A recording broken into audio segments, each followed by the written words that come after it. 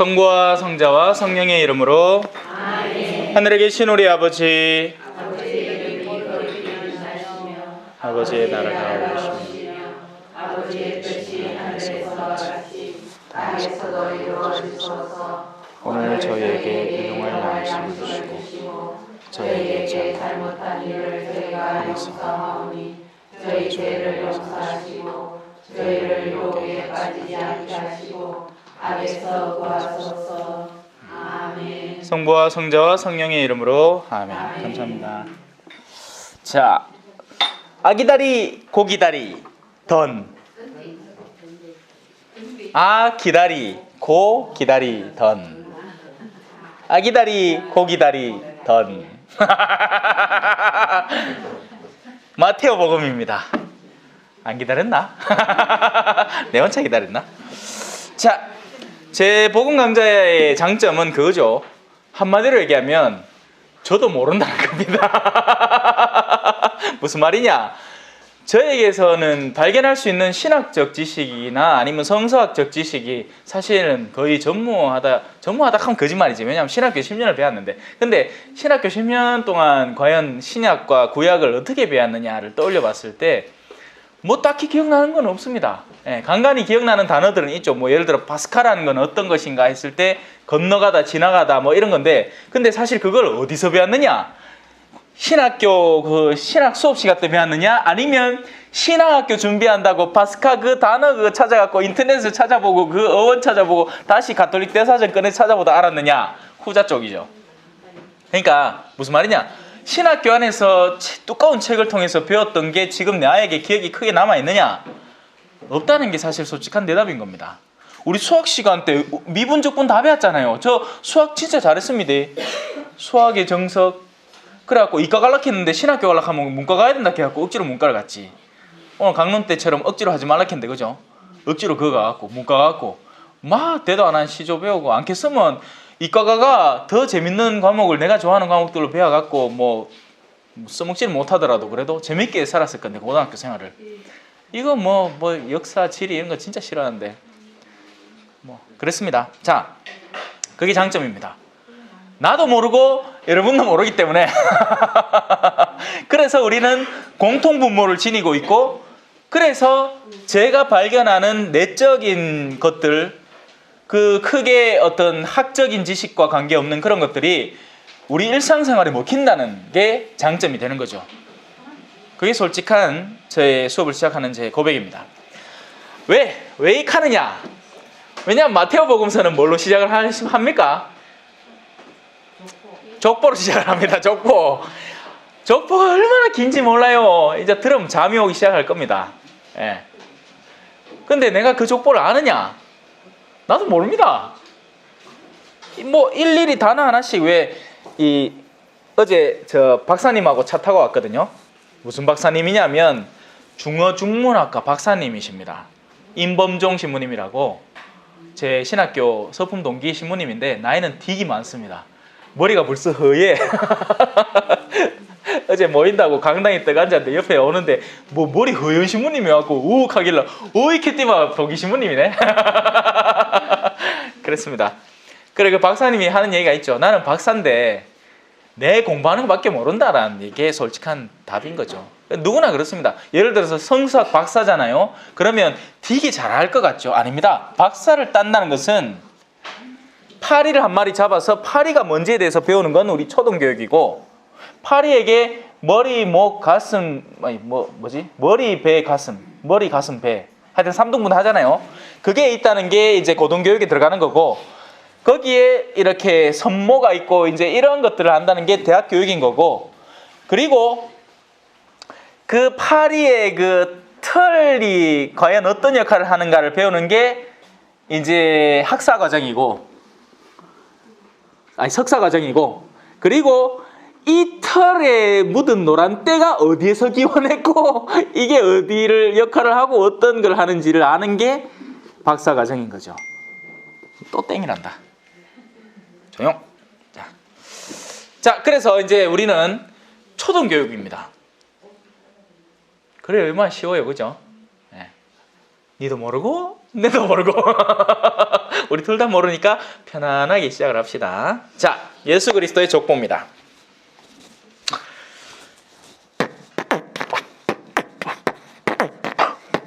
다윗의 자손이며 아브라함의 자손이신 예수 그리스도의 족보. 아브라함 이삭 낳고 이삭은 야곱을 낳았으며 야곱은 유다와 그 형제들을 낳았다. 유다는 타마라에게서 페레체와 제라를 낳고 페레체는 헤츠로를 낳았으며 헤츠로는 라함을, 라함은 아미나답 나하손은 살몬은 라합, 라하즈는 보아즈는 로색에서 오벳을 낳고 오벳은 이사이를 낳고 이사이는 다윗의 금을 낳았다.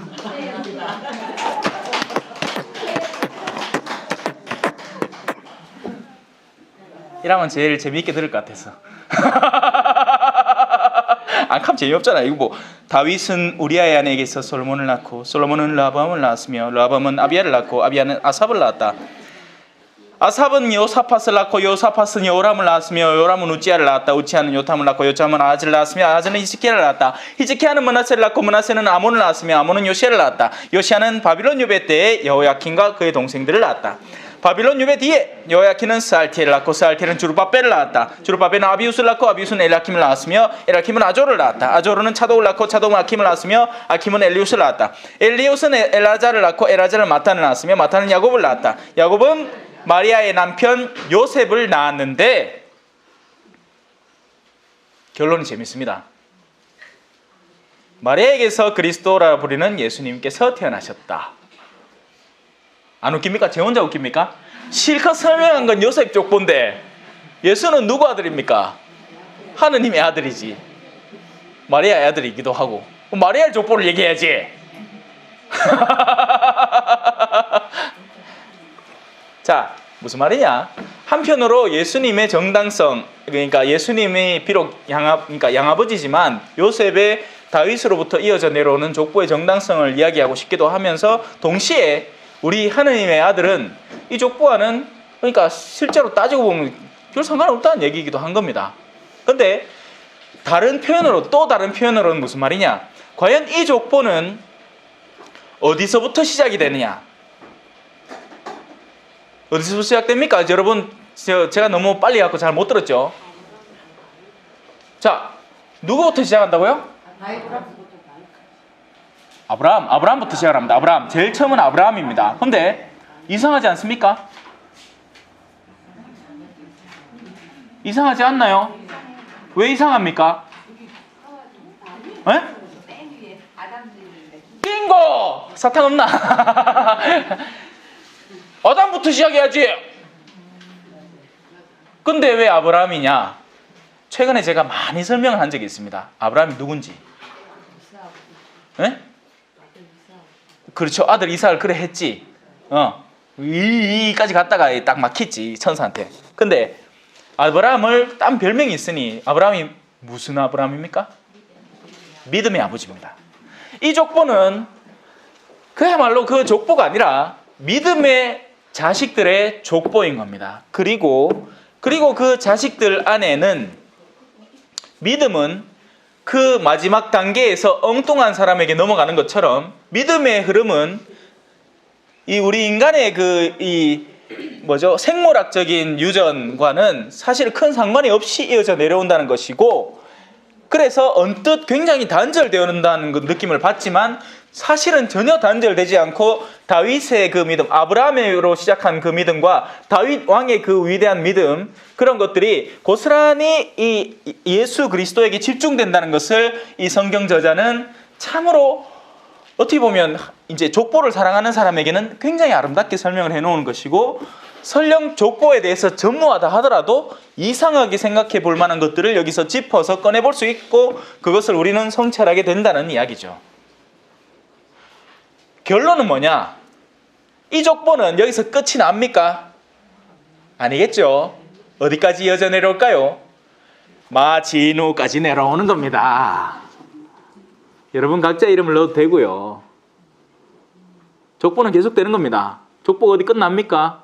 자식을 낳는 이상 계속되지. 근데 큰일 났다. 왜? 난 자식이 없네.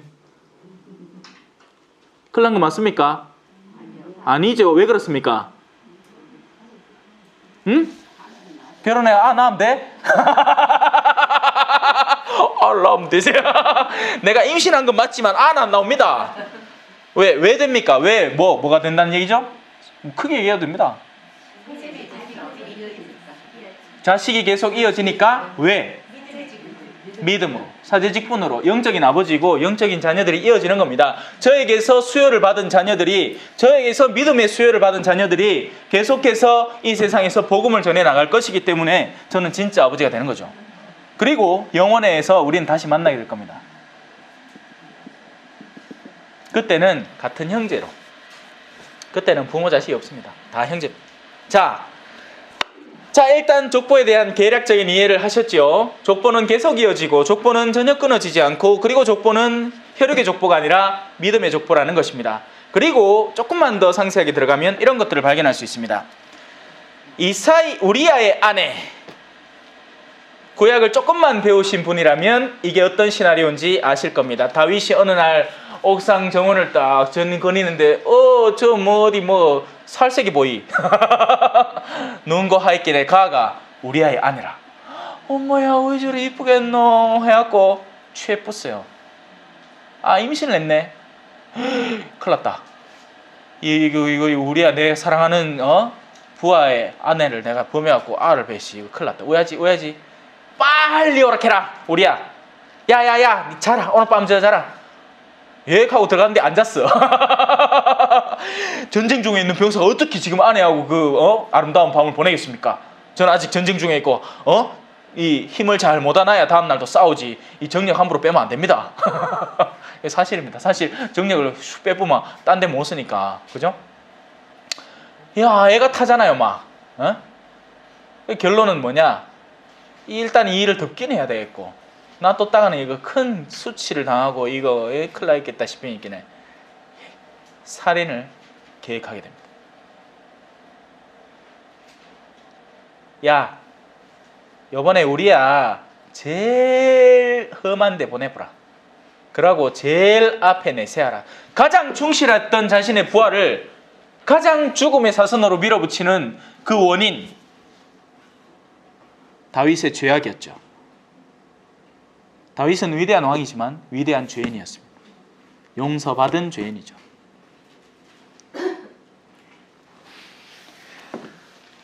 족보는 그것을 드러냅니다. 거기에서 태어난 아들이 바로 솔로몬이었습니다.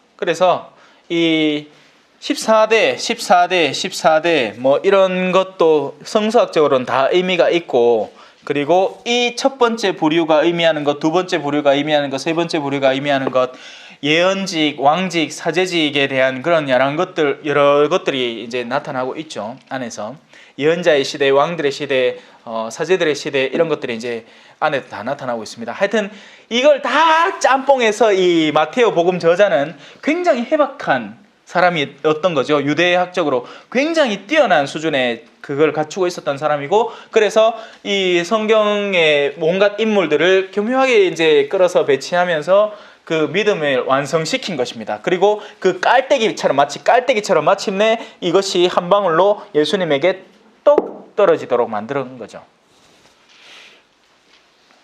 넘어갑니다. 예수 그리스도의 탄생, 예수 그리스도께서는 이렇게 탄생하셨다. 그분의 어머니 마리아가 요셉과 약혼하였는데 그들이 같이 살기 전에 마리아가 성령으로 말미암아 잉태한 사실이 드러났다. 마리아의 남편 요셉은 의로운 사람이었고, 제가 의로움에 대해서는 누차 설명을 했습니다. 그죠? 진짜 의로움은 칼같이 의로운 게 아니라 그걸 어떻게 설명할까요? 진짜 의로움은 칼 맞는데, 근데 우리가 흔히 쓰는 휘강이가 휘두르는 그런 칼 말고 목을 자르고 나면 목을 자른 건지 목을 뜯어낸 건지 모를 정도의 그런 거친 칼이 아니라 정말 섬세한 메스, 상처 부위를 최소화하는 메스, 그러면서 의로움을 집행하는 메스와 같은 의로움입니다. 그래서 자신이 생각하는 아닌 것은 도려내지만 다른데 전혀 영향을 미치지 않는 오히려 따스하고 부드러운 메스, 심지어는 나에게 닿았는지도 모르는 메스가 의로움입니다. 요셉의 의로움이고, 그 의로움이 진정한 의로움이고, 그 의로움이 하느님의 의로움이죠. 그래서 하느님은 자비로운 분 맞습니다. 하느님은 온유하고 친절하고 자비롭고 너무나 사랑이 가득한 분이라서 우리는 그분의 정의를 미처 못 느끼는 거죠. 근데 그게 심각해지는 때가 있으니 마침내 그분의 정의가 집행될 때입니다. 왜냐하면 하느님은 자비로운 분이지만 의로운 분이거든요. 그래서 의를 무시하고 살 수는 없는 겁니다. 하느님도. 그래서 그 의로움의 집행을 마지막까지 기다리는 게 우리한테는 자비로움인데, 근데 우리는 그 자비를 허비하는 거죠. 자비가 있을 때 우리는 우리를 깨우치고 우리의 악을 뉘우치고 빛으로 다가가고 하는 노력을 해야 되는데 뭐 별일 없네. 이거 뭐 내 뭐 누구하고 좀 싸워도 별일 없네. 내 뭐 속으로 욕 좀 해도 뭐 별일 없네. 예, 그럼 더 해야지 하는 어리석음이 나타나게 되는 겁니다. 그래서 이 세상은 갈수록 더 추악해지는 형태를 띠는 거죠. 죄인들은 득세를 하고 부유한 이들은 돈을 엄청 벌어들이면서 엄청 구두쇠로 가난한 이들한테 찌뿔도 주지 않으면서 그래도 아무 일이 없더라는 거죠. 언제까지? 지 죽을 때까지는. 물론 죽기 전에부터 벌써 증세가 드러납니다. 가족을 보호하기 위해서 유산을 제안했는데 자식들이 싸우기 시작하는 모습이 나타나고, 또 사랑한다는 아내가 내 뒤통수를 쳐서 이자료를 받아가고, 하여튼 온갖 일들이 일상 안에서 벌어지기 시작하지만 이 사람은 끝까지 그걸 깨닫지를 못하는 거죠. 여전히 나는 부유하고 있으니까. 근데 그게 사탄의 농락인 줄은 꿈에도 생각을 못하는 거죠. 네 이대로만 가면 조금만 있으면 내 영혼 먹겠다. 그러니 내가 너를 더 정신없게 하기 위해서 네 사업을 성공시켜줄게. 한번 잘 나가봐. 내가 제일 잘 나가. 결혼도 한 번 하고 결혼도 2번 하고 애인도 1명 갖고 애인도 3명 갖고 모텔마다 다 집어여 갖고 오피스텔 주고 그 살게 하고 이 집 저 집 찾아가서 다 누리고. 쾌락에 예? 왜 그리 잘하느냐고요? 내가 한 건 아니고 간접 체험을 한 거지. 분별력 있게 세상을 보면 다 보이는 거 아닙니까? 뭐 하겠습니까? 그 돈 갖고 도대체 뭘 할까요? 그렇게 많은 돈을 가지고 써야 되는 겁니다. 근데 어떻게 쓸까요? 그럼 지가 쓰는 게 정말 가난한 이들을 돕기 위해서 모은 걸까요? 절대 아니거든요. 자기 자신을 위해 쓰는 겁니다. 근데 자기 자신이 뭘 갖고 있겠습니까? 거기에 아름다운 가치가 있겠습니까? 가난한 이들의 머리를 짓밟고 벌어들인 피 같은 돈을 가지고 과연 그것을 그들에게 다시 돌려줄 생각으로 볼까요? 절대 아니거든요. 그러면 어디다 쓰겠습니까?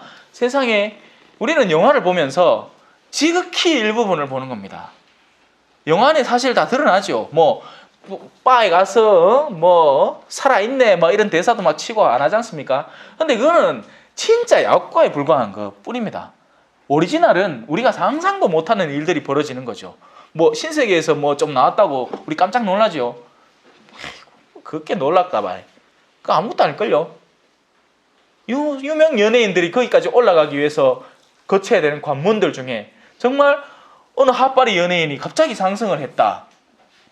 뭐가 이상한 게 있는 거죠.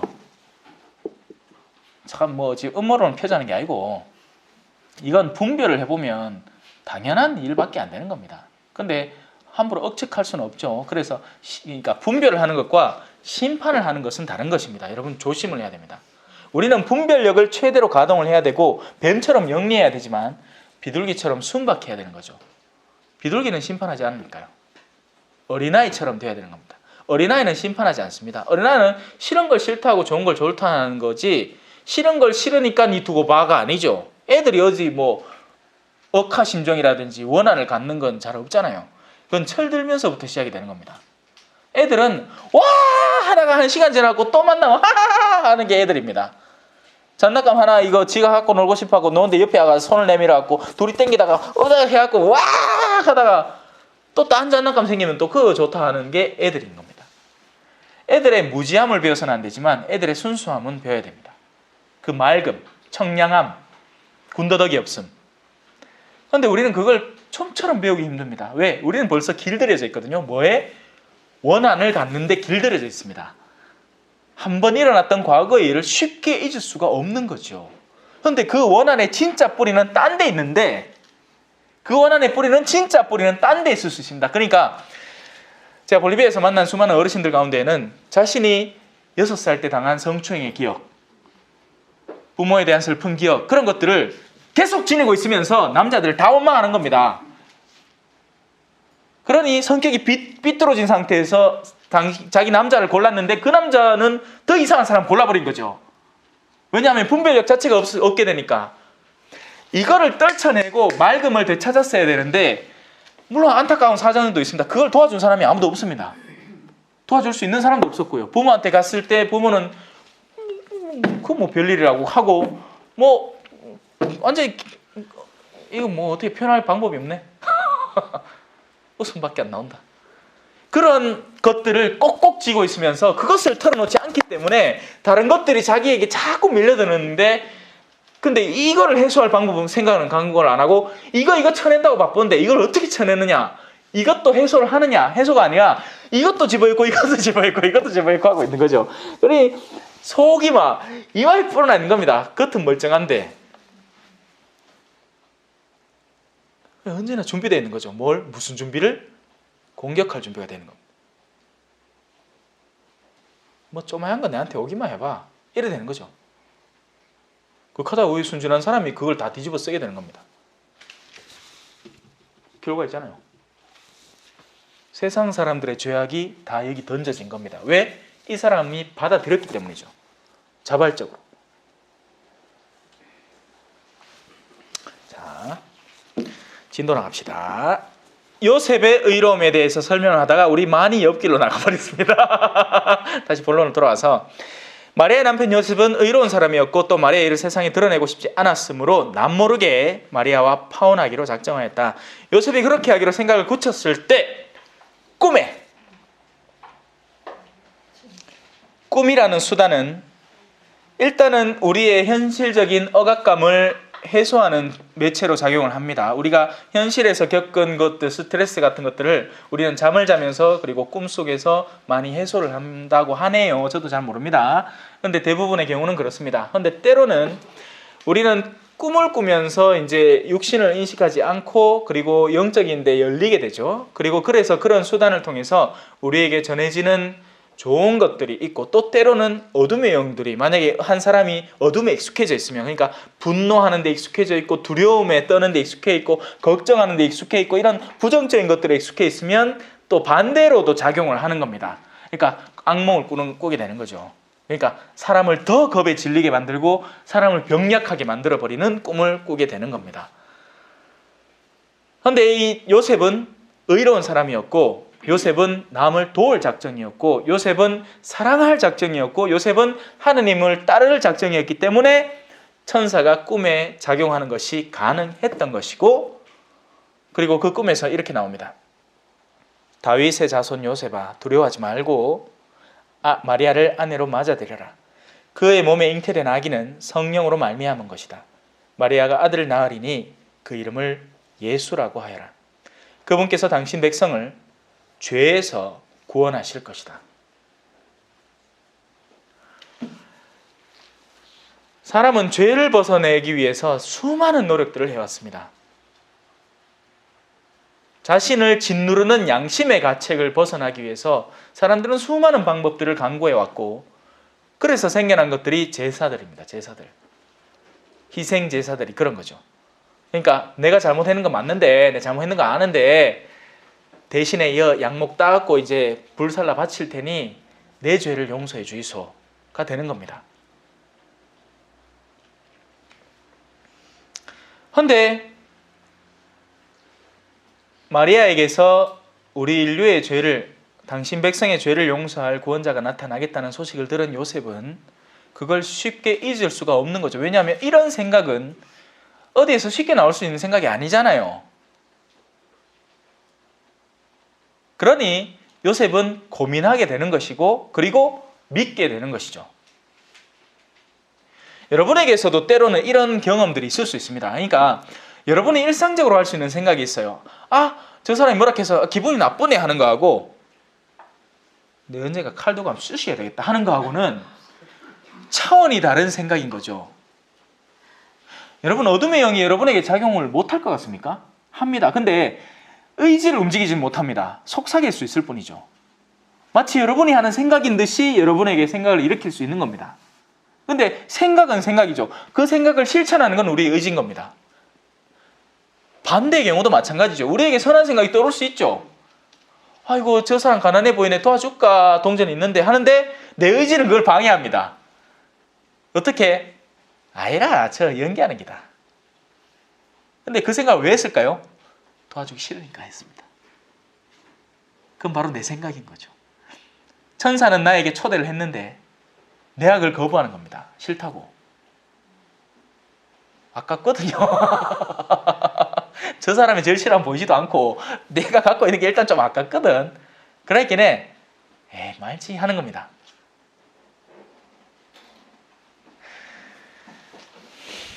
자, 요셉은 자신의 꿈에 나타난 천사의 목소리를 알아볼 수 있었습니다. 어쩌면 우리에게도 일어날 수 있는 일이기도 한데 우리는 분별력 자체가 없기 때문에 그냥 꾸고 나면 이제 꿈풀이 사전 이런 거 찾아보는 겁니다. 멍청한 애가 인터넷에 막 찾아보고 친구한테 막 이야기하고 내 있잖아, 꿈에 있잖아. 그러면 친구는 또 멍청한 소리 해주죠. 아, 돼지는 돈이다, 돈. 서로 멍청한 얘기 하는 겁니다. 제 경험 있으신가 보다. 제가 심하게 웃는 거 보이겠네. 뭐 알아야 얘기를 해줄 거 아닙니까? 알지도 못하는데 뭐 그걸 어떻게 분별해야 될지, 어떤 기준으로 분별해야 될지도 모르니까 꿈을 꾸고 났는데 뭔가 굉장히 특별한 체험이었는데 신기한데 친구한테 가서 엉뚱한 대답을 듣든지 아니면 타로 카드 보는 데 가는 거죠. 근데 타로 카드는 뭐가 목적입니까? 타로 카드가 목적이 뭘까요? 간단합니다. 진짜 간단합니다, 여러분. 뭐가 목적일까요? 정말 그 사람을 도와주고 싶을까요? 점 보는 사람들이 정말 그 사람을 도와주고 싶을까요? 아니죠. 그들의 목적은 뚜렷합니다. 땡기는 거지. 근데 땡기려고 하면 설득력이 있어야 되니까 허황한 소리를 자꾸 물어대고 누구나 다 겪을 만한 체험을 얘기해 주는 겁니다. 그렇게도 똑똑한 사람이 있대. 지발 좀 가지 마이소, 이 영상 보시는 분들은. 왜냐하면 그건 심각한 어둠이기 때문입니다. 왜냐하면 하나님을 정면으로 거스르는 행위거든요. 이 심각성을 이해를 못해요, 사람들이. 그냥 재미로 한답니다. 신문에 있는 거 재미로. 정말 재미 맞습니까? 재미 아니거든요. 그걸 한번 읽고 나면 마음에서 지워지질 않습니다. 내 동서남북으로 갈 수 있는 자유를 나 스스로 제한해버리는 거죠. 우린 그리스도인으로서 자유가 있습니다. 자유. 누구든지 사랑할 수 있는 자유가 있죠. 그런데 그러한 교묘한 말들을 듣고 나면 누구는 사랑해도 되지만 누구는 내가 증오해야 된다고 생각을 하게 되는 겁니다. 그리스도인으로서 내 자유를 완전 제한해버리고 구속해버리는 거죠. 나 스스로 철창 안에 들어가는 겁니다. 그리고 그 사람이 열어주는 철창만 목매고 기다리는 있는 거죠. 온다, 내렸다, 동쪽으로 가! 하면 이제, 아이고, 저 영신이 우리한테 동쪽으로 가라 하네. 하면, 동쪽에 낭 떨어지가 있든 뭐가 있든 동쪽으로 가야 되는 겁니다. 이상한 거 맞죠? 적어도 여기 있는 분은 하지 마이소. 나중에 해놓고는, 신부님 그거 하고 나서부터는 내한테 뭐 이상하니, 내보고 웃자고요. 네. 하지 마라 않겠는겨? 왜냐하면 실제로 일어나거든요. 볼리비아에는 우리 분신사바처럼 분신사바 오셨으면 응답해 주십시오, 네모를 그려 주십시오 하면 둘이 네모씩 그리잖아요. 근데 대부분 장난이지만 실제로 그런 경우도 있습니다. 왜냐하면 이 멍청한 두 젊은 애들이 어둠의 영에게 자기의 영을 내맡기는 행위거든요. 가이소, 그리고 작용해 보이소 라고 하는 것이기 때문입니다. 농담으로라도 하면 안 됩니다. 근데 볼리비아에서 그런 케이스가 많았으니 위하라는 게임이 있는데 판때기가 있고 그 판때기 ABCD 이런 게 적혀 있고 이 동그란 이걸 이제 손을 잡고 이제 사람들이 자 뭐 yes or no 아니면 뭐 숫자 이렇게 갖고 이제 하는 겁니다. 근데 자기들이 지금 누구한테 묻고 있는지도 몰라요. 선한 영들은 그런 데 참여하지 않을 뿐더러 어둠의 영들, 아니 성경에 얼마나 많은 경우에 마귀에 들립니까? 왜 오늘날은 마귀가 없을까요? 왠 줄 아십니까? 사람들이 스스로 마귀 들리기 때문입니다. 사람들이 무언가에 집착하고 엉뚱한 것에 목을 매고 하느님에게서 스스로 멀어지고 과학적인 사고를 존중은 하지만 거기에 집착을 해버려서 영적인 사고를 차단시켜버리기 때문에 그들은 어둠의 영도 믿지 않지만 하느님도 믿지 않는 거죠. 반대로 얘기하면 하느님도 믿지 않지만 어둠의 영도 믿지 않는 겁니다. 그러니 어둠의 영들로서는 굳이 건드릴 필요가 없는 거죠. 일단은 됐으니까 자기들 원하는 목적은 달성을 했습니다. 누군가를 하느님에게서 떼어놓는 것, 거룩한 영에서 떼어놓는 것, 성령에서 떼어놓는 일을 했기 때문에 야는 지 똑똑한 줄 믿고 됐다. 이대로 나가다가는 이제 나중에는 멸망밖에 없겠구나. 그리고 우리 사는 데 오겠네. 왜? 사람이 빛을 차단시키고 나면 속에서 빛이 절대 안 나오거든요.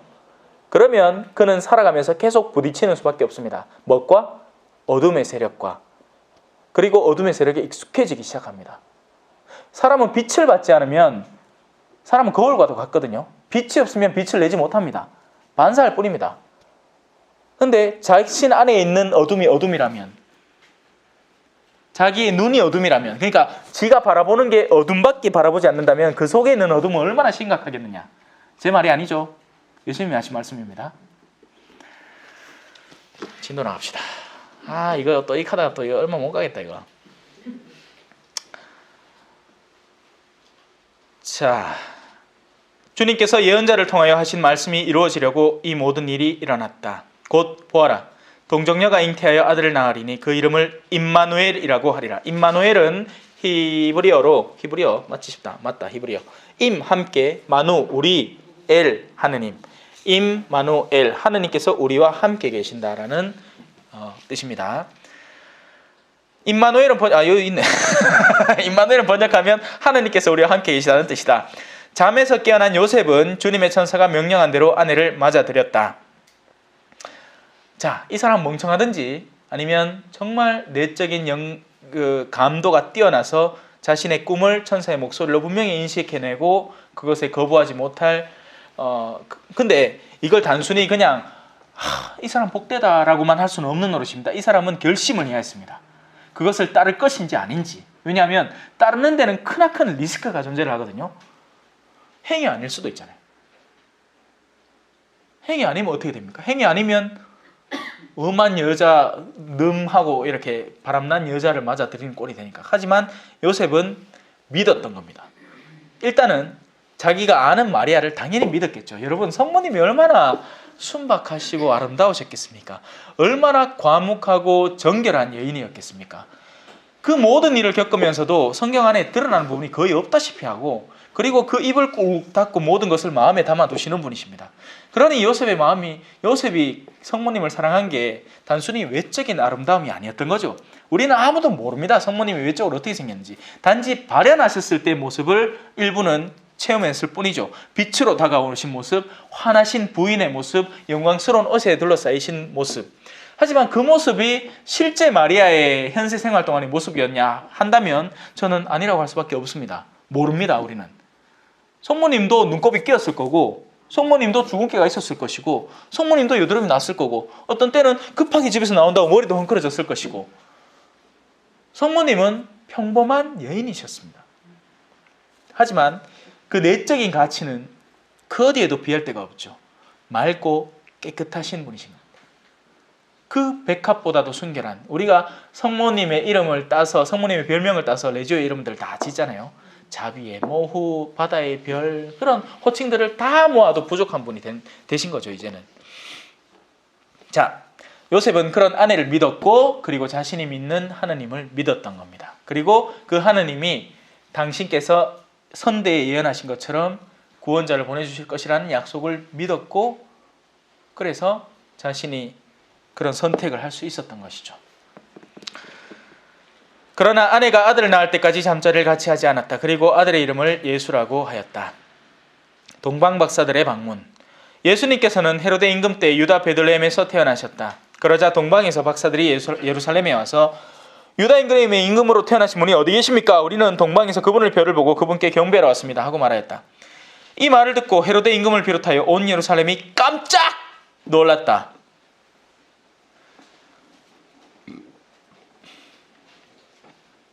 우리가 예수님을 찾는 데는 수많은 방법들이 있습니다. 그리고 우리는 이렇게 상상하기 쉽죠. 한 번도 예수님을 못 만난 사람은요? 라고 묻기 쉽습니다. 하지만 반드시 우리는 예수님을 만날 수밖에 없습니다. 근데 여기서 우리가 조율을 해야 되는 게 예수님을 만난다라는 것이 꼭 우리 데보라 자매님처럼 갖고 힘수건 쓰고 뭐 이 물 받고 이 과정을 반드시 거쳐 예수님을 만나느냐라는 것은 우리가 의심해 볼 필요가 있는 것이고, 그게 하나, 예수님을 과연 그렇게 해야만 만나느냐라는 그런 국한 소극적인 입장의 구원관이 정말 진실하고 참되고 올바른 것인가? 그러면 반대로 물어볼 수도 있죠. 그렇게 그 과정을 거친 사람은 다 예수님을 만났나? 그러면 거의 답이 나옵니다. 아니요 라고 할 수 있는 사람이 너무나 많거든요. 세례를 받고 덕마로만 사는 사람이 얼마나 많습니까? 과연 그 사람이 예수님 만났나? 라고 묻는다면 과연 올바로 대답할 수 있을까요? 못할 겁니다. 반대로 그럼 예수님을 만난다는 것의 의미는 과연 무엇인가를 우리는 올바로 생각을 해야 됩니다. 그럼 예수님이 누군가? 예수님은 어떤 거대한 종교단체의 최초의 성인, 그 그룹을 창시한 창시자로서의 위치만 차지하느냐? 아니면 우리가 예수님을 너무나 과소평가해 왔고 예수님은 실제로 만인의 구원자이고 만인의 구세주이신가? 그리고 그분의 활동은 단지 교회 내로만 국한될 것인가? 아니면 교회 밖의 사람에게도 당신이 원하시면 얼마든지 당신을 비추어 줄 수 있을 것인가? 하는 온갖 질문들이 산재할 수 있습니다. 교회는 단순하게 이렇게만 이야기합니다.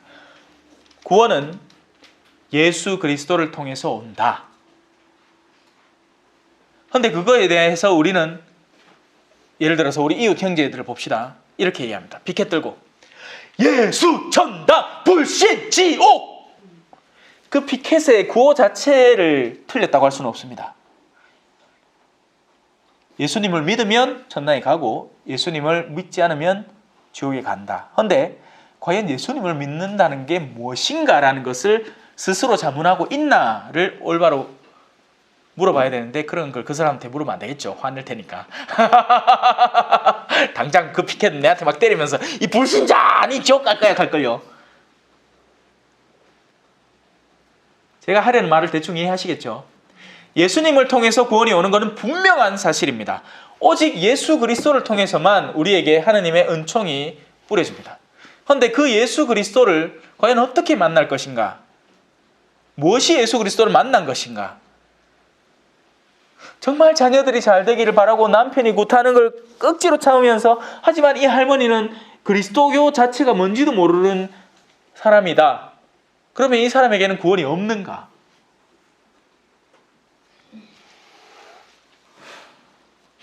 제가 결론을 내지는 않겠습니다. 그건 여러분들이 스스로 분별하셔야 되고, 저는 다만 교회의 신조만 내려놓겠습니다. 예수 그리스도를 통해서 구원이 옵니다. 그리고 예수 그리스도는 모든 이에게 갈 수 있습니다. 당신이 원하는 모든 수단을 써서. 자, 그 중에 한 무리가 바로 이 동방 박사들인 거죠. 그들은 점성술가였습니다. 그러니까 점성술가 아니고 천체 물리학자라고 표현할 수 있겠네요. 하늘의 별자리를 이렇게 늘 관찰하고 세상의 움직임과 조화에 대해서 살피는 이들이었죠. 그런데 한 별자리가 규정에 맞지 않는 움직임을 보이고, 그리고 다른 별자리들보다 이상하게 밝고 마치 뭔가를 지시하는 듯한 그런 느낌을 받은 거죠. 그래서 그들은 여행을 시작했고, 그 여행을 시작하기 위해서는 많은 것들을 희생하기도 해야 했습니다. 하지만 그들은 그 희생을 치렀고, 그리고 마침내 그들이 발견한 존재 앞에 서게 됐죠. 아마 그들로서도 놀랐을 겁니다. 분명히 여기 맞는데 어디 철아 마구간에 가족 하나가 있고 아 하나 갓 태어난 아가 웅해하고 있네. 근데 아무리 살펴봐도 다른 정황이 없기 때문에, 이거밖에 없기 때문에 그들은 자신들이 그렇게 찾아오던 그분에게 경배를 하게 된 겁니다. 자, 그런데 그들이 잠깐 이 예루살렘에 들어가서 헤로데 임금에게 그걸 말해버리게 되는 거죠. 그들이 잘못한 건 아니죠. 그들은 무지한 상태였고 자신들이 이 세상의 이치를 읽어낸 말을 이제 찾는 도움을 얻으려고 한 것입니다. 자, 헤로데는 백성의 수석사제들과 율법학자들을 모두 모아놓고 메시아가 태어날 곳이 어디인지를 물어봅니다. 그러니까 자, 이 세 사람은 예수님을 찾아가죠. 예수님을 찾아가는 여정을 시작했습니다. 근데 그들이 마주한 것은 어떤 세력이었습니까? 예수님을 경배하려는 세력이었습니까? 아니면 반대입니까? 반대죠. 근데 이들 자신도 모르게 이들을 돕고 있는 겁니다. 그러니 쫄지 마십시오. 여러분이 설령 무언가 부딪히는 것을 만난다 해도 쫄지 마십시오. 왜? 그들은 우리를 도와줄 겁니다. 그 말은 무슨 말이냐? 그러니까 제가 돕는다는 말은 꼭 이들처럼 막 자, 여기 있다 하고 알려주는 이런 도움이 아니고 반대의 도움일 수 있습니다. 그러니까 내가 길을 알고 이제 가려는 그 길을 시작하려 했을 때 그들은 도리어 나를 방해할 수도 있습니다. 그런데 그마저도 도움이 된다는 얘기죠. 어머니 아버지요, 내 오늘부터 성당 갈랍니다. 돈 안 나. 그거 하면 떡이 나오나 밥이 나오나. 하지만 그러한 것마저 우리에게는 도리어 나중에는 도움이 될 수 있다는 것입니다. 그러니 우리가 가기로 결정한 길을 걷기 시작할 때 쫄지 마십시오. 뭐 좀 부딪힌다고 막 실망하고 이까지 말라고. 당당히 가라는 거죠. 무소의 뿔처럼 혼자서 가라. 그런 책 제목이 있었죠. 자, 그들이 헤로데에게 말하였다. 유다 베들레헴입니다. 사실 예언자가 이렇게 기록해 놓았습니다. 유다 땅 베들레헴아, 너는 유다의 주요 고을 가운데 결코 가장 작은 고을이 아니다. 너에게서 통치자가 나와 내 백성 이스라엘을 보살피리라. 나는 우리 사수성당이 이래 됐으면 좋겠네. 우리 사수성당에서 마치 핵폭탄처럼 팍 하는 신앙 폭발이 일어나서 그게 모든 우리 교구만이 아니고 우리 한국 교구 나서서 모든 또 해외까지도 진출할 수 있는 그런 신앙 움직임이 일어났으면 좋겠습니다. 하지만 그 시작은 굉장히 미약할 것이고 아무도 알아채지도 못한 채 일어날 것입니다. 하지만 그래 될 겁니다. 아니 말고 내가 손해볼 거 없잖아. 나는 열심히 했는데 뭐. 자, 그때 헤로데는 박사들을 몰래 불러 별이 나타난 시간을 정확히 알아내고서는 왜 알아냈죠? 헤로데가 왜 알아냈을까요? 자, 여기에서 여러분 성서를 읽을 때 누가 어떤 말을 했는지 그리고 그 사람의 근본 방향성에 대해서 우리는 잘 알고 있어야 성경을 올바로 읽을 수 있습니다. 성경만 읽어도 여러분은 많은 것들을 얻을 수 있습니다. 왜냐하면 제가 지금 하고 있는 일이 그거거든요. 제가 어디 뭐 딴 데 뭔가를 되게 많이 주석서를 읽어보고 하는 게 아닙니다. 저는 성경을 봅니다. 하지만 그 성경에서 미처 보지 못하는 것들을 꺼내서 드러내고 여러분들이 생각하게끔 도와주는 거죠. 그래서 여러분들도 그 작업을 할 수 있습니다. 왜 못합니까? 헤로데는 박사들을 몰래 불러 별이 나타난 시간을 정확히 알아냅니다. 왜? 죽여보려고. 누가 내가 왕인데 어디 찌개난 게 왕이라고. 죽여보려고. 자, 근데 그들을 예루살렘 베들레헴으로 보내면서 말합니다. 가서 그 아기에 관해서 잘 알아보십시오. 그리고 그 아기를 찾거든 나에게 알려주십시오. 나도 가서 경배하겠어. 이 얼마나 가식적인 겁니까? 자, 어둠의 세력이 빛의 천사를 가장해서 자신을 드러내고 있는 한 장면입니다. 자신의 어두운 마음을 숨기고 그리고 만면의 화색을 띠고 돕겠다는 모습으로 나타나는 것이죠. 그런데 그 일은 얼마 지나지 않아서 드러납니다. 헤로데의 경우는 직책이 상당히 높았고 자신이 할 수 있는 일이 엄청났기 때문에 그것은 아기들을 죽이는 살육의 현장으로 드러납니다. 엄청난 일이죠. 하지만 일상적인 경우에서 빛의 천사를 가장한 어둠의 세력은 반드시 나중에는 그 전모를 드러낼 수밖에 없습니다. 숨길 수가 없습니다. 그리고 주변에 평지풍파를 일으킨다 하죠. 그걸 막 일으킵니다. 그러니까 조용히 평화를 없애버리는 겁니다. 특징은. 이어서 헤로데는 가만히 안고 젖미고 있는 엄마를 환장하게 만들어놨고, 그게 아니고 일상적인 상황 안에서는 평지풍파를 일으킵니다.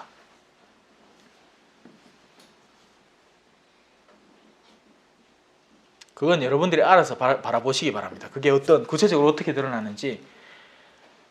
내가 믿었고 의지하고 그래서 뭔가를 도와주려는 마음을 갖고 뭐 이렇게 관계를 맺었다가 막 뒤통수를 쳐대고 뭐 이런 케이스들 넘어갑시다. 그들은 임금의 말을 듣고 길을 떠났다. 그러자 동방에서 본 별이 그들을 앞서가다가 아기가 있는 곳 위에 이르러 멈추었다. 그들은 그 별을 보고 더없이 기뻐하였다. 그리고 그 집에 들어가 어머니 마리아와 함께 있는 아기를 보고 땅에 엎드려 경배하였다. 얼마나 기쁘겠습니까? 얼마나 먼 길을 걸어왔겠습니까? 동방박사인데, 우리야 지금 제가 지금 볼리비아를 가면 저는 동방에 이제 온 사제 아닙니까? 그죠? 근데 지금 가도 먼데 비행기를 타고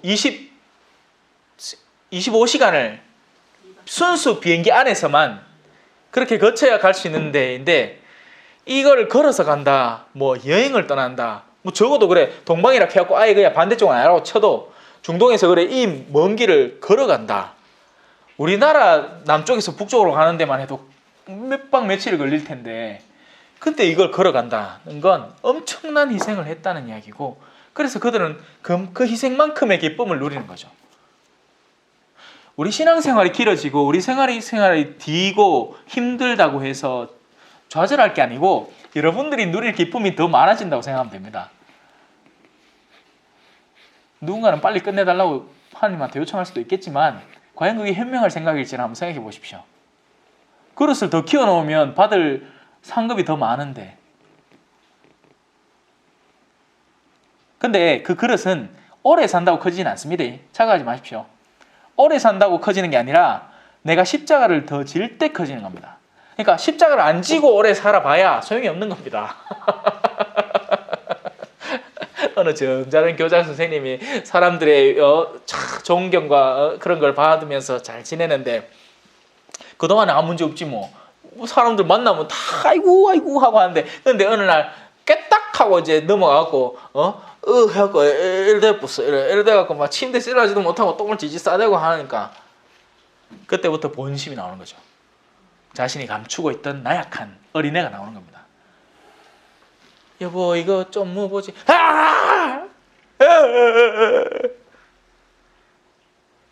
하나도 준비되어 있지 않았던 겁니다. 자신이 잘 살 때는 잘 살죠. 명망 있고 뭐 다 존경해 주는데 뭐.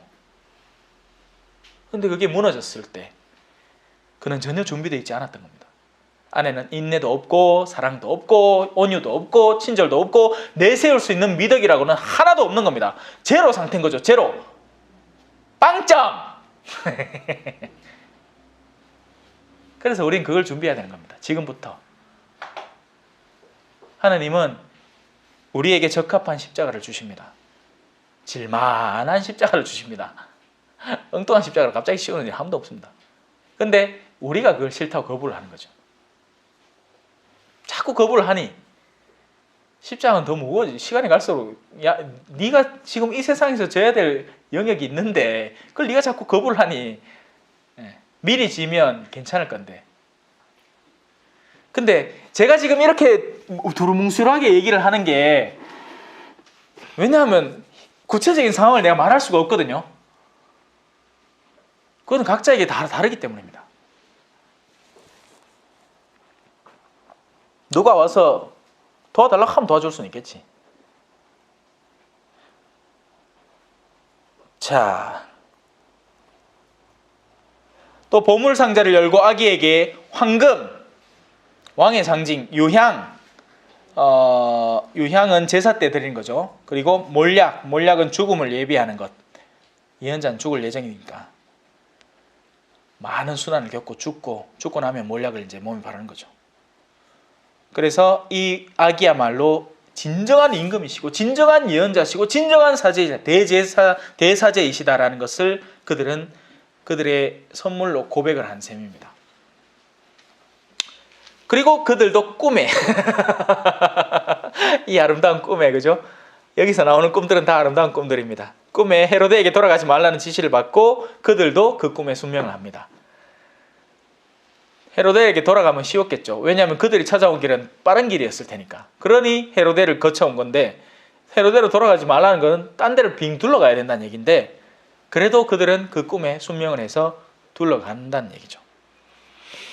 자기 딸이 얼마나 고민을 많이 했겠습니까? 어느 박사 하나 꿈꾸고 나왔어. 야야야, 내 꿈에 이상한 존재를 하나 만났는데 절대 헤로데에 가지 말라 하네. 와, 이러고 가면 빠른데 이제 우리 뒤다 지쳤잖아. 사실 돌아가는 길이 더 힘들잖아요, 그죠? 우리 빨리 가자. 안 된다. 내가 봤을 땐 아닌 것 같다. 우리 이 꿈을 한번 믿어보자. 한다고 막 얘기를 많이 했겠죠. 모르지 뭐. 자, 이집트로 피신하십니다. 박사들이 돌아간 뒤에 꿈에 주님의 천사가 요셉에게 또 나타나셨습니다. 일어나 아기와 그 어머니를 데리고 이집트로 피신하여 내가 너에게 일러줄 때까지 거기에 있어라. 자, 이 이민 생활의 시작입니다. 여러분, 이 이집트의 피신 생활은 정말 아무것도 아닌 것처럼 여기 나오지만 여러분들의 가족이 갑자기 그래 가까운 나라로 치고 일본이라도 가봅시다. 일본어를 조금이라도 할 줄 알면 알겠지만 이거 말이 안 통합니다. 이거 오하요 고자이마스 히사시부리 데스네. 무슨 말인지 모르죠. 오하요는 알아도 그죠? 오랜만이네. 그렇게 싸면 속이 답답한 거죠. 그러니까 거기서부터 바닥부터 시작해서 이 일을 시작해야 되는 겁니다. 저 벌레 누구 잡아줄 용감한 분 쟤밖에 없네. 휴지 없어요? 휴지 하나 줘 있어. 이건 지네네, 지네. 그래, 잘 안 죽는다. 휴지 줘 있어, 휴지. 이거 줘 있어. 깜짝이야.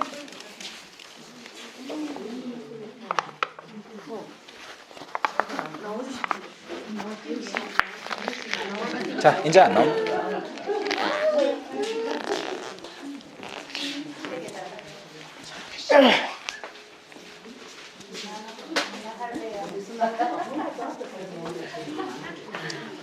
자, 어둠의 세력이 수업을 방해하려고 이제 지네까지 보내고 농담이고. 자,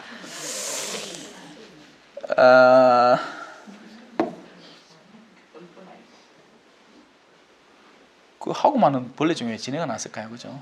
그것도 이 시간에. 자, 요셉은 밤에 일어나 이제 이집트로 이민 생활을 이제 시작을 합니다. 한 가족이 자신의 삶의 터전을 버린다는 것은 엄청난 희생입니다. 하지만 그럴 수밖에 없죠. 왜냐하면 다른 아기들이 다 죽을 판이 있으니까요. 그리고 그 아기들은 비록 죽음을 당하지만 선택된 아이들이고, 그리고 하느님은 그냥 죽이진 않습니다. 그러니까 그냥 죽게 두진 않죠.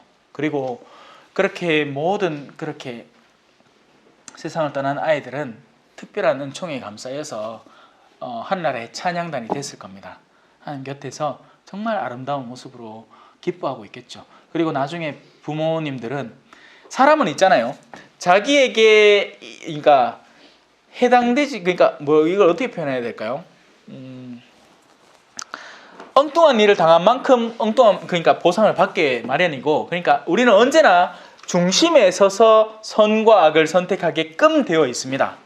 우리가 심지어 그러니까 잘못을 저질렀잖아요. 그래서 이미 어둠에 빠져들어 있다 하더라도 나에게 선의 선택지는 여전히 존재를 하는 겁니다. 그러지 않으면 나의 자유의지가 소용이 없기 때문이죠. 그리고 내가 아무리 선한 일을 많이 해서 선한 측에 이제 길들여졌다 하더라도 나에게 여전히 악의 선택지는 존재를 하는 겁니다, 여러분. 선의 길을 들어섰다고 해서 악을 안 저지르는 게 아니고 그 선택지가 닫히는 게 아닙니다. 단지 선에 더 익숙해졌지 내 자유의지는 언제나 중간에 서 있게 마련입니다. 그러니까 선으로 가면 반대로 유혹이 더 심해지겠죠. 내가 선에 익숙해진 만큼. 반대로 악으로 가면 선이 더 많이 다가옵니다. 그러니까 더 많은 기회가 주어지는 거죠. 내가 올바른 선택을 하게끔. 그래서 인간은 나중에는 반드시 변명할 말이 하나도 없게 되는 겁니다. 이걸 분명히 알아두셔야 됩니다. 선에 갔다고 안심하지 말고, 한마디로 악에 있다고 좌절하지 말란 얘기죠. 왜냐하면 선택지는 언제나 반반이니까. 내가 지금 이 순간에 내가 선을 행하려면 선을 행할 수 있고 악을 행하려면 악을 행할 수 있는 겁니다. 하지만 많은 경우에 사람들은 자기 스스로 악을 선택합니다. 계속. 그러면서 핑계를 대죠. 무슨 핑계를 댔냐? 아담과 이브 얘기. 저 남자 때문에, 저 여자 때문에, 저 사람 때문에, 이 일 때문에, 이 일 때문에 내가 잘못을 했다. 아닙니다. 내가 잘못하고 싶기 때문에 잘못을 하는 겁니다. 왜냐하면 그런 똑같은, 그러니까 완전히 똑같은 상황이라는 건 절대 있을 수 없죠. 왜냐하면 사람마다 너무나 다르니까. 하지만 그보다 더 심한 상황에 있는 사람도 선을 선택해서 선을 밧줄을 잡고 올라가기 때문이죠. 여러분들 중에 누가 엄마 아빠가 마약을 하고, 누가 여러분들을 어릴 때부터 성폭행을 하고, 물론 있을 수도 있겠지. 그런 성폭행은 진짜 어디 가나 없는 데가 없더라. 근데 마약에선 자유롭잖아요, 우리. 그리고 여러분들 어려서부터 고등교육 뭐 웬만하면 다 받았고 크게 문제가 있지 않은 이상은 하다못해 글자라도 배웠죠. 문맹이 사람이 얼마나 많은데요. 그런 와중에서도 하나님을 찾고 선을 추구하는 이들이 있는데 과연 우리는 무엇을 핑계댈 겁니까? 우리 아마 깜짝 놀랄걸요. 나중에 우리가 쉽게 무시하던 동남아 사람들, 저 아프리카 막 냄새 난다고 아이고 막 그런 사람들이 우리보다 훨씬 더 높은 자리에 있는 거 보고 니 어떻게 그거 있는데? 하느님이 내 인내가 많이 성장했다고 나를 이 자리에 넣어주셨다. 한국이란 나라는 참 잘 사는 나라입니다. 한국이란 나라는요, 제가 와서도 느끼는 건데, 샤워를 하잖아요. 그러면 볼리비아에서는 참아야 됩니다. 이거 뭐 조절하고 이런 자체가 잘 없으니까 그냥 참고 그냥 하는 거죠. 뭐 차오면 대로. 근데 뜨거운 경우는 잘 없지. 아니 뭐 온수기가 있긴 하지만 추워도 해야 되고. 근데 한국에 오면 이걸 하는 겁니다. 이거.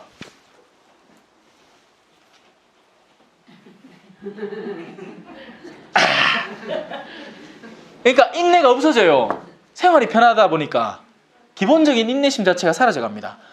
그리고 그러니까 벌써 저도 이제 저는 그러니까 컴퓨터를 굉장히 좋아하고 컴퓨터로 하는 일들 뭐 이런 것도 굉장히 좋아하고 물건 사고 이런 것도 굉장히 좋아하기 때문에 벌써 이제 몇 가지들을 막 인터넷에서 구매했는데 처음에 살 때는 그냥 오겠지 하고 기다렸어요. 근데 이게 하다 보니까 오늘 와야 되는데 안 와. 그러니까 뭐 이래 되는 거예요. 이렇게 참을성이 점점 더 사라져가는 겁니다. 자,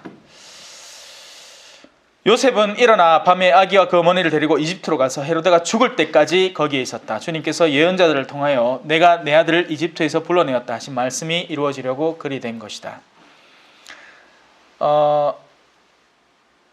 우리가 언뜻 생각하기에 예언서의 말씀을 그러면 곧이곧대로 다 지켰어야 했나? 뭐 이런 의문이 들 수도 있습니다. 그죠? 다른 옵션들 없나? 근데 우리는 또 그보다 앞서서 이렇게 생각해 볼 수 있습니다. 하느님은 역사를 이렇게 만들어가면서 사람들의 움직임을 보면서 이런 일들이 반드시 소용되고 필요하겠구나라는 것을 미리 예언자들에게 알리고 그들이 예언하게끔 만든 거죠. 그게 하느님의 지혜의 흐름이고 하느님의 섭리의 흐름인 겁니다. 그런데 하느님은 아마 그 자리를 누가 꿰찰지, 누가 그 일을 수행해낼지는 몰랐을 수도 있습니다. 무슨 말인지 아시겠습니까? 하느님의 섭리의 계획 과정은 이미 틀이 짜여지고 그리고 예수님이 언제쯤 나타날지와 그리고 재림이 언제쯤 이루어질지에 대한 틀도 이미 다 짜여 있을 겁니다. 하느님의 그 전능함 안에서는. 하지만 그 구체적인 그 실행 과정 안에서 각자의 영혼들이 반드시 필요한 영혼들이 존재를 하는데, 그러니까 성모님의 역할을 할 영혼과 뭐 세례자 요한의 역할을 한 영혼과 이런 영혼들이 존재를 하는데 그 자리를 누가 끼어찰지는 모르는 거죠. 그리고 저마다의 사람들이 자기 결정대로 누군가는 세례자 요한의 자리를 꿰차고 누군가는 헤로데의 자리를 꿰차는 겁니다. 스스로. 그러니까 시켜서가 아니라. 우리는 그걸 이해하기 힘들어합니다. 이건 뭐 판이 짜여지면 짜여진 거고 억지로 시킨 거면 억지로 시킨 거고, 그러면 그 사람들은 그러니까 마리오넷 이런 인형이 있죠, 그죠? 줄집기 매달려 갖고 지혜지는 하나도 없는 그런 거 아이가라고 얘기하고 싶은데 그렇지 않다는 걸 제가 얘기하고 싶습니다. 네. 그래서 특별한 질문 없으면 오늘은 여기까지 하도록 하겠습니다. 마태오복음 오늘 1장 2장 15절까지 했고 다음 시간에는 헤로데가 아기를 학살하는 부분부터 배우도록 하겠습니다. 혹시 질문 있으십니까? 하나만. 없으면 마치도록 하겠습니다.